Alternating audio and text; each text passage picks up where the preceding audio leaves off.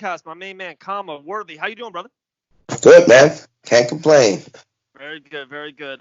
First, let's kind of start it. We'll got the big UFC 249. We'll get into that all. My main man, Phil Rowe. It was so Yeah. crazy. We've been talking a lot lately.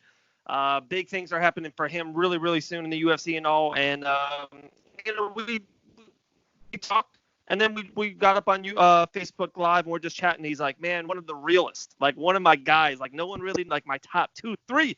He goes, Khama, Worthy. I was like, really? I was like, tell me a story. So he told me a story off air, and I was like, man, I got to get him on the podcast. I haven't, really talked to you ever before. I was like, I'll definitely get him on.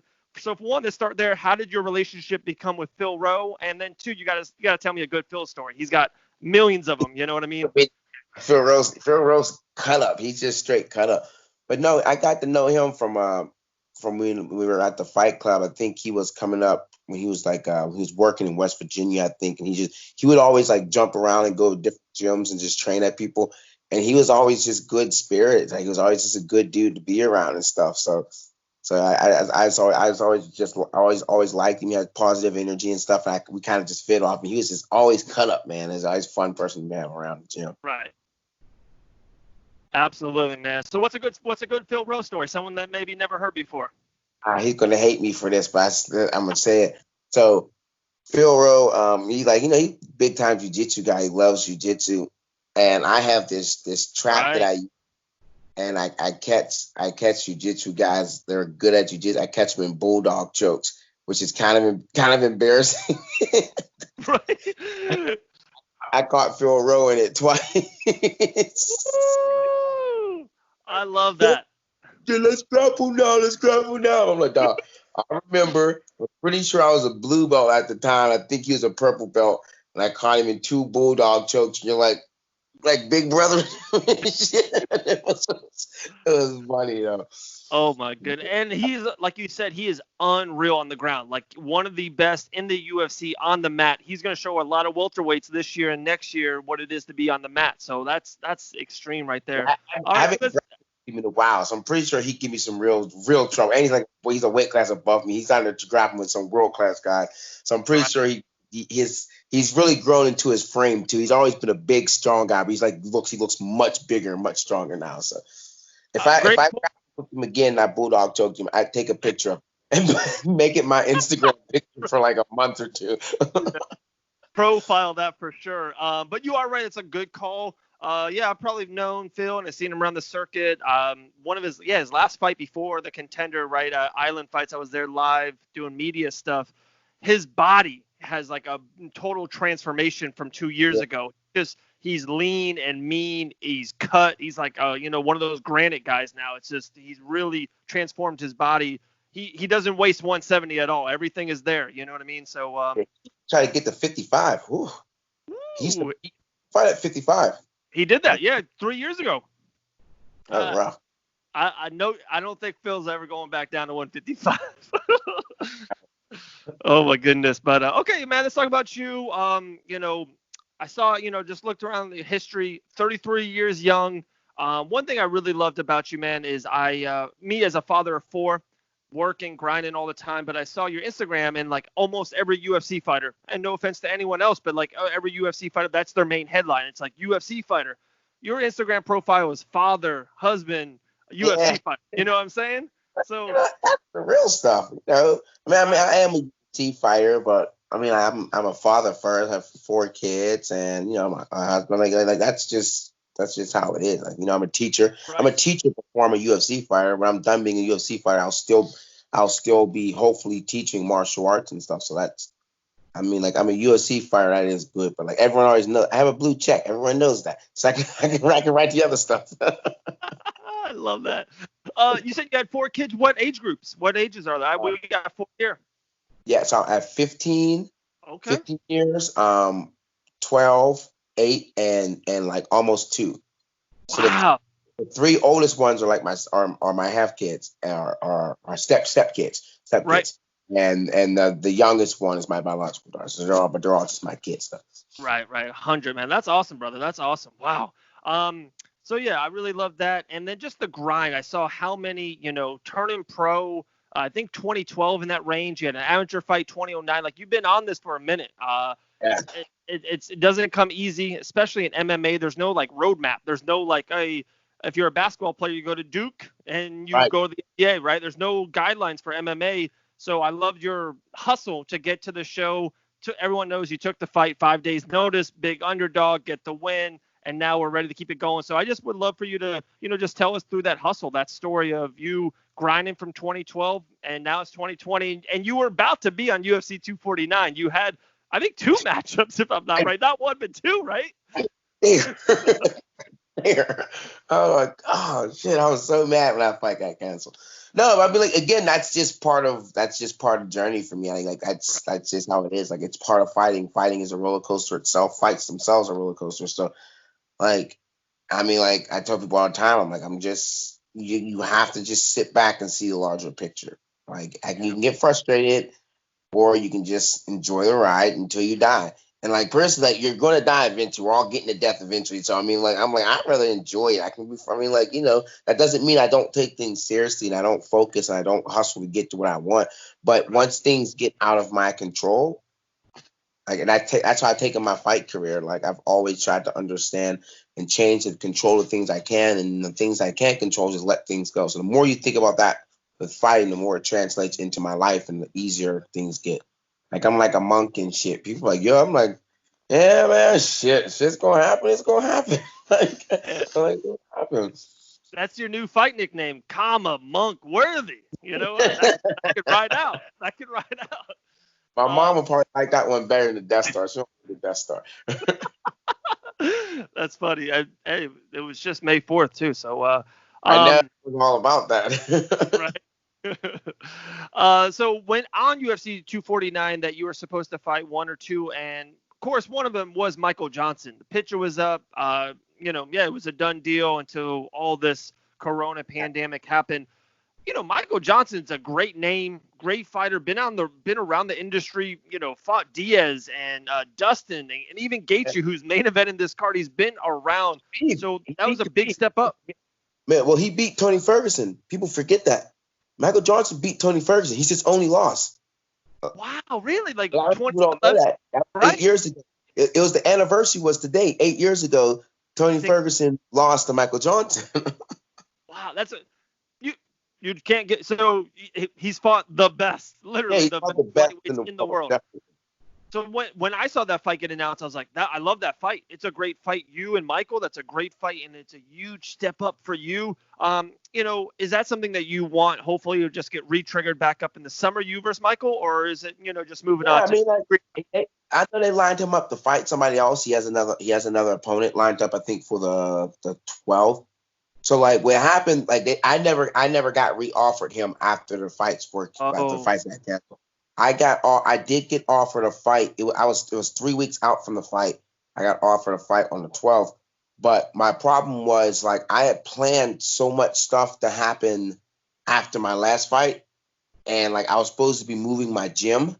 Right. So I was like in transition of moving, and like this pandemic's going on, so I didn't have all the people that I could use, and I didn't fight, and my gym's closed, so I'm not making any money, so I don't have money to hire people to do this. So I'm doing a whole bunch of stuff myself. Like the UFC, like they didn't give us any money or anything, so I didn't get any money. So I'm like trying to do all this, and then they asked me to fight. I'm like, I can't. I hadn't done anything physical in like 2 weeks. I had just been moving stuff. I hadn't hit pads or sparred in 2.5 weeks, like since my fight got canceled. Because I didn't think. I mean, like when my fight got canceled, I didn't think anything would be happening until like June.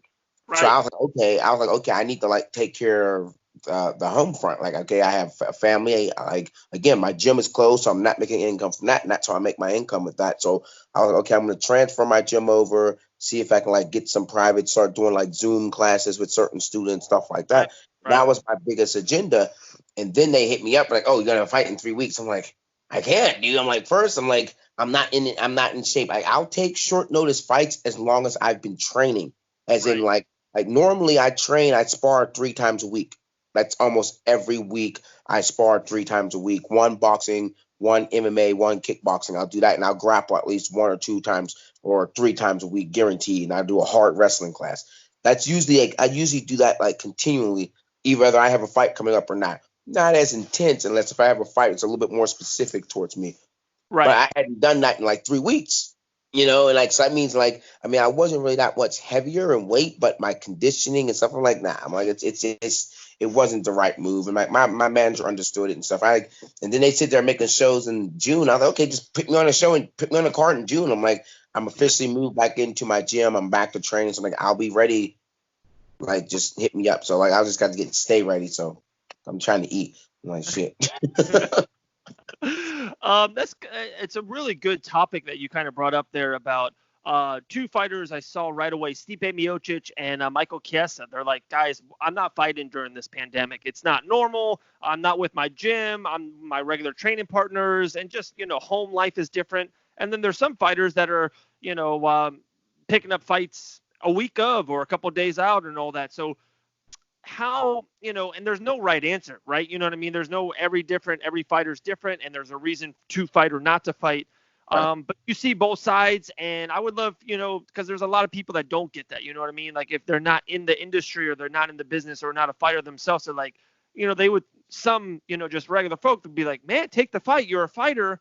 But then, you don't, I always say this to other people, like if you're a mailman and it's like, you don't have enough gas, to drive around and deliver the mail. It's like, oh, go to work. Right. It's like, no, right? Like, it's crazy that people don't understand what all entails to becoming a professional UFC fighter. Yeah, I mean, like, and for me, like, I have no problem fighting during it. Like, it's just the way that I mean, I trained up for that fight. I was training like during quarantine. Like, no gyms here were open in Pittsburgh. I had to like bring in specific people and like do all this stuff. My camp was really small, and like just like I said, I'm okay with fighting in June or maybe even end of May. Like they have me like May 30th or something. My Right. big thing was when they offered me that fight, I was just not. I hadn't been doing anything. I was just moving shit. Like, and I had to move like cages and floor mats and all this and taking stuff apart. And I'm just doing all this shit myself because again, pandemic's going on, so people aren't really getting out of their house. People aren't really coming to help you as much because they're not really about that because people are just playing safe, which I can understand. So I mean, Right. I think it's a little bit easier if you're an established fighter. If you got money, you're like, I'm not fighting tonight. I'm safe, but like I got one UFC fight. I'm like, I'll fucking fight 3 times. I don't give a shit. Like they're giving us the test and shit, right? Yeah, I'll fight. Yeah, Yeah. I'm fine. Dude. So for me, it just didn't Right. work out at that, and that's what kind of sucks. Like it's just really this whole situation just kind of like threw a monkey wrench in, and I was like kind of down on myself. 'Cause at first I was going to take the fight. I was like, I'll take the fight. And I talked to my coaches, and my coach was like, "Dude, I'm not going to mention the guy's name, but it was like my coach like, that's not an easy fight. That's a fight that you want to prepare for Right. first, and second, that's a fight that you want to be in shape for. It's not just a fight you just get up and say, oh yeah, I'll fucking fight that guy, and go in there and get your ass kicked and shit or something like that. So Right. Right. I took the smarter approach because I'm more like a let me bang bro type guy. My coach just was like, yo, chill with that shit. So. And once I really started to get into like moving the gym and have to make the decisions, because being a small business owner, like you have to like make those decisions yourself. They can make or break your business. Because after the Right. fight, I still have to come back and like provide for my family. So that has to be a borderline. Now it'd be different if they were like, oh, we're gonna pay you $100,000. Fuck it. Someone offer me that type of money, I'll fight tomorrow. But and I'm not making that type of money. Like I'm making Not yet. like Not yet. yeah, not yet. Exactly. I got to remember. I'm like, I'm not. If I'm not making that type of money, I can't. The risk isn't worth the reward at that time. Right. Right. Right. Yeah. Same thing. Like the same analogy, not the mailman, but like a test. If you want to become a doctor and you got to take this big test, you study all year. You go to school for multiple years. You don't just, if they say, hey, here's the big test. I'm only 1 year in. I gotta graduate 4 more years. They're like, Right, no, right. no, it's the same thing. Proper preparation's everything. Oh, absolutely, my man. Okay, so let's get into it a little bit. UFC 249 is just stacked. I talked to so many people. I just had John Anik on the show, Laura Sanko. We just really broke down a lot of the card. So I don't want to break down every fight, whatever, but I would love a couple fights from you that you're just so amped about. Of course, the main event is in your division, that lightweight champ, Gaethje and Ferg. Just an unreal, the most violent fight ever. Dana White said Yeah. it. But, we can jump on that one. But what's another fight on that card that you're like, oh, my I'm goodness, can't I'm wait to see? interested to see the Cowboy versus Anthony Pettis fight. But this is a rematch with their upper weight class. Right. So I want to see how this changes things because they're up at 170. Like everyone's body operates different when you don't have to cut as much weight. It can be a good thing or a bad thing. So I like to see like how it goes that way. I Yeah. think Cowboy gets the advantage. Just proper weight class at 170. He's a proper 175. That is an intriguing fight because Showtime Pettis and kind of like, well, maybe another fight is Uriah Hall. Like these guys, when Pettis now seems like he can put it on and defeat any man living. Like he can defeat Stipe Miocic on a high night. When he's at his best, no one get close to Showtime. But sometimes it seems like the last fight, it was like Diego Ferreira. Just seems like he didn't like want to be there, right? Dude, I bet $200 on him because I saw he was the underdog. I was like, get the fuck. I mean, I've trained with Anthony Pettis. Like I brought Duke Rufus out to my gym earlier this year for a seminar. Like as soon as I saw he was the underdog, I'm like, Pettis is gonna kill this guy. But like, it looked like he had an off night or something. It was just really weird, man. It was really, really weird. It happens to him like every third or fourth fight that happens. And then kind of now the same thing with Cowboy, who every MMA fan, every fighter, everyone in the media is nothing but love and respect, of course, for Cowboy, what he's done. But, of course, the last three, he hasn't looked the same. But then I always tell people say that to me. I'm like, it is Conor McGregor, Justin Gaethje, and Tony Ferguson.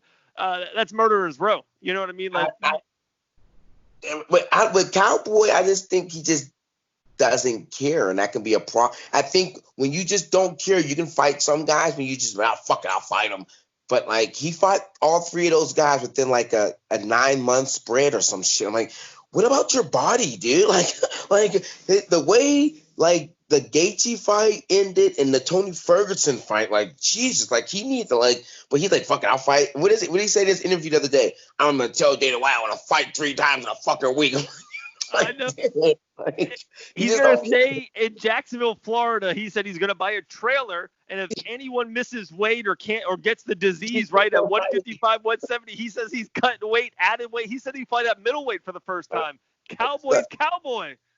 He just and when you're like that and you're fighting the best guys in the world, you'll have off nights because these guys are fucking ready to go, and you're just, but you're not like saying you're not training. He's just like, no, he got John Wood. John Wood is the head coach at Syndicate. He's trained with John Wood, so this may switch things up, and now this is going to be John Wood versus Duke Rufus, and that's 2 world-class coaches crashing with these fights. So that's why I'm really, really intrigued to see how that. Yeah, no, that's a great gym up that. That's a really, really good gym. So, let's hit on it real quick. And it feels like me and one of my guys, the professor, we did a UFC 249 breakdown, and we picked every fight. And almost everyone, I'm not saying everyone, but a lot of Ferguson's the favorite. He's the favorite. A lot of the fans, even the fighters think him. I'll spill the beans on my side. I think I'm going Gaethje on this one. It's more a couple things. It's a gut feeling for one, and 2, I just feel like Gaethje is going to press Ferguson like he's never been pressed before. And I think Ferguson, when you're used to, I'm a basketball guy, so when you're used to a full court press, when you're that team never loves to get full court press because they're doing it because it's one of their almost weaknesses, or it's just one of those things. Like I think Gaethje is just going to bring a pace and a power that Ferg's never really seen or touched before. And it's just, I think Gaethje puts him down. I do. That's my call. I think it's gonna be close, but I don't. This is the thing that won me over. So I was at first I was going Gaethje. I'm like, I think Gaethje's gonna knock him out because Tony Ferguson's okay with getting hit. He's okay with getting hit. He's like, you can hit me. Who gives a fuck? I'm like, you can't get hit by Justin Gaethje. But the problem is Gaethje's okay with getting hit too. But Tony Ferguson doesn't just punch people. He elbows people. And he teeps people in the stomach. Those make your cardio go down extremely fast.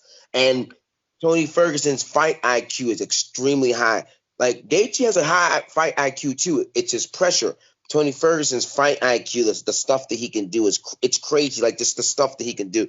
Like I think he's gonna attack Gaethje's stomach because that's what Eddie Alvarez did and Poirier did.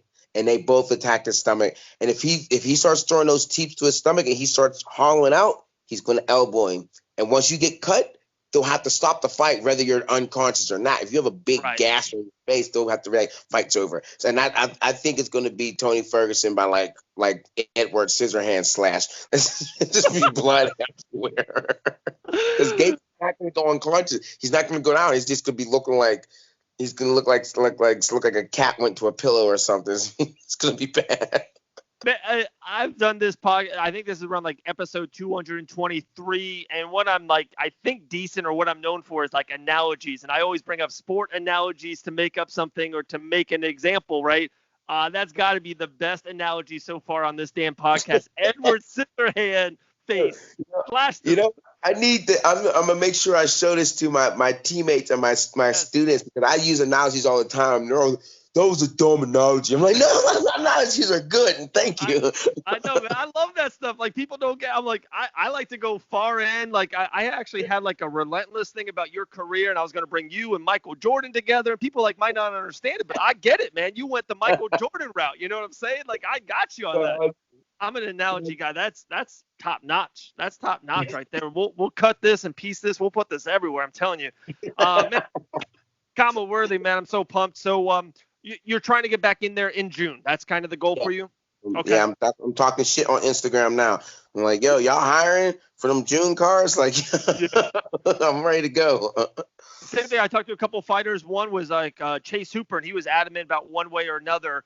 Would you want to fight on a fight island and kind of have that unique, presentation for the first time ever? It's like, it's only going to be. Nah, man, I'll fight wherever, in the basement, parking lot, like the White House, wherever the hell they take us. I don't give a shit. Like now it's like, like it's whoever has the most money. So some billionaires mansion. Fuck it, we'll go there and fight. I'm cool with that. Like wherever they can get the fight to prove that, I'm going to go there and fight. That's a good idea. Don't get me wrong. I like the fighting, but I think the fight lost its juice. Like UFC 249, if they would have had the card when I was supposed to fight on April 18th, during that crazy time, it would have had massive juice. Now I think like the threat of the coronavirus, not downplaying the coronavirus, but the threat, people are back. You know what I mean? People are back. Like, things are kind of normal. Like, people are, like, outside. I've seen motherfuckers riding motorcycles and shit. Like, the cities are back to, like, people are kind of, not that they're open up completely, but a lot of states are back in their yellow, you're right in the yellow stage and stuff. So it's not as like when the crazy thing I was super excited about was like I was thinking, fuck, I'm gonna go down in history. This is fucking fly. I'm like, yo, I'm gonna be in history books. They're gonna just like this shit, and my kids are gonna be able to read this and tell their grandkids in a history book through like, during the world pandemic, the UFC put an event on it. This motherfucker was on. Like, that's your granddad. Like, yeah, that's the big thing I was kind of disappointed about. But I mean, the rest of everything else will go down in sports history. Even though it'll still go down a little bit in world history, but there was a boxing event in Venezuela or some crazy shit like a week ago, and they like sprayed the guys down with they sprayed them down. So I mean, like so it's like everyone's putting stuff on, everyone's getting ready to do stuff. Yes, the UFC's good. I'm just kind of like heartbroken that we didn't get that April 18th one, because I think that would have really like shook into history a little bit. And like, you can only kind of unveil the card so many times. It's like, for one, the Habib and Ferguson thing that they should never try to make again. Just let it go, UFC. Dana, just let it go. It's not happening. So when that failed and then they kind of redid it, Gaethje took it over, and like, boom, we're going to California. It was like, it was like you said, it was hot. It was like, wow, they're going to do it. They're going to, find an Indian reserve. They're going to make this happen. The world was going crazy and talking about it. I do agree with you. It's still huge. It's a really, really vital show for the organization, and to get things back going. I almost feel like this is a kind of like they're putting the flag in the 50-yard line at the Ohio State University. It's like, we're back. Like, we're here. The UFC is here. We're at the 50-yard line. We're taking over. So I'm pumped, man. The whole card is stacked. That's one thing too. I'm just such a Charles Rosa, Thug Nasty, Bill Watterson, Greg Hardy. There's heavyweights. There's Verdum on Biggest the card Francis everywhere. Ngannou. I'm a huge Francis Ngannou fan. I'm like, that fight's going to be fire, man. Oh, so That good. fight's going to be crazy, man. It's going to be a crazy, crazy fight. That's going to be a very interesting fight to see how that turns out. Nagano puts him away, I think. I really do think that. I think he does too. He has. Yeah. I think he's been training out there at the Performance Institute. Like I follow him on social media. Just like, not to be weird or anything, but just the way that his body has transformed, like just how it looks, just the way that it looks. Like I think he's going to be a different type of dude when he gets in there next time. Oh my! It's like, the movie. Did you ever see that movie like 30 years ago? It was like Twins. It was like Arnold Schwarzenegger and like Danny DeVito. Yeah. Like The Rock could play the small guy. Like Nagano's the Arnold Schwarzenegger, and The Rock would be playing Danny DeVito. Like Nagano's a monster. And he's not. And I feel like he went through with the 2-fight losing streak. One was to Stipe for 25 minutes, and that's just, to me, that's I don't ever like saying a great loss, but that's just, you put tools in the tool shed on that. Like, that's a great 25 minutes of work. The Derek Lewis thing, you chalk it up and you just throw it away and you never look back at it. Mental. That's, fighting is more mental than anything. That was a mental hiccup, like a huge mental hiccup. Right. But since that, 3-0, 3 first-round knockouts. Like, I feel like he's back. And I know that this fight, a lot of people were itching to make this the interim heavyweight championship. I'm kind of happy they didn't. I'm happy they kind of leaving Stipe a little bit there. But this is absolutely number one contender. Whoever wins this fight fights Stipe, DC, or just Stipe. So this is big. But, man, this was good. We'll definitely have you back on again. When that stuff happens in June, when that breaks, I'll make some phone calls, and then we'll be back on it again. And, maybe it's Michael Johnson, maybe it's someone else, but I can't wait to see you back in the cage, man. It was fun. First time in, first round knockout. We can't wait, man. We're big fans here at Fight Bananas. Definitely, man. I'm definitely looking forward to it, man. I just can't wait to, like I said, get back to training, get back to normal, and just kind of get back to hurt. I haven't hurt anybody in a long time now. It's like almost been a year. I'm like starting to go crazy. I'm like, it's starting to make me feel funny. I hear that. Plug your gym real quick. Plug the gym address or Instagram handle, something of that nature. Yeah, man. My gym. If you're around Pittsburgh, the Academy Martial Arts and Fitness on Instagram. We're Pittsburgh Academy Martial Arts. Where we at? We just moved, so it's 24 Woodville Avenue, Pittsburgh, Pennsylvania. And like, of course, you can follow me on Instagram under Khama Death Star Worthy. Same thing on Twitter.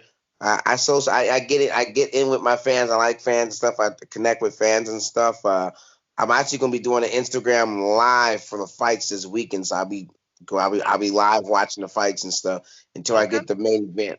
The main card I'll probably turn off and shit. I want to pay attention. Like, I ain't watched it for the prelim. The prelims with Pettis and them are the main event for the prelims. The prelims are all lit up. So I'm gonna go Instagram live to get in. So if any fans out there, you want to sit there, ask me some questions, don't say no ignorant shit either. I'm gonna tell you right now. I respond back ignorant shit. But it will happen. I guarantee you that, man. Like, they'll hit up the DMs here. They always ask questions. Sometimes I even ask that when I get a fighter on. They ask questions, and it's like, you get, man, like chicken salad or taco salad. It's like, what are we talking about here, guys? I get the dumbest questions in my DMs, man. There's Luke Nico Price is on a prelim. We didn't even mention that. It's stacked. It really is, man. That Luke, I forgot I like him. He has some of the weirdest knockouts, dude. His knockouts, I be sitting there scratching my head like, the fuck just happened? Like, guys getting their face stuck between his legs. He's up kicking people. I'm dying. Like, yo. His offense reminds me like Wonder Boy Thompson and Lyoto Machida in one. It's like, it's a weird thing. He's got power, but it's nasty. Who's he fighting? Nico Price. That's fire too. That's a rematch again. Fight, man. It's gonna be a really good fight, man. Yeah, really good. But, man, I'll catch you up on Instagram Live Saturday night. I might jump in there. We'll go with it. But, man, thank you so much. Appreciate your time. And we'll tell more funny stories. Me on. Ask Phil Rowe about that bulldog joke. He'll get mad. Peace, man. I got you. Later.